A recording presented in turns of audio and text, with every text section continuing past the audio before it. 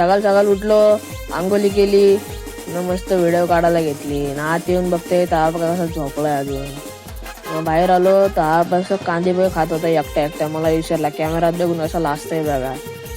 लगेच काढला नवरदेव, नेला देवलात. मस्त नाचत नाचत नेला देवलात.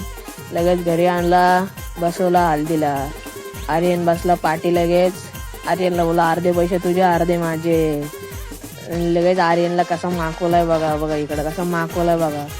लगेच मी गेलेलो उरणला. आत येऊन बघतोय तर इकडं स्टेजचा वगैरे काम झाला, डेकोरेशनचं काम चालू होतं. इकडं मस्त टीम रूमचा चष्मा घेतलाय स्वरांनी साजवाला.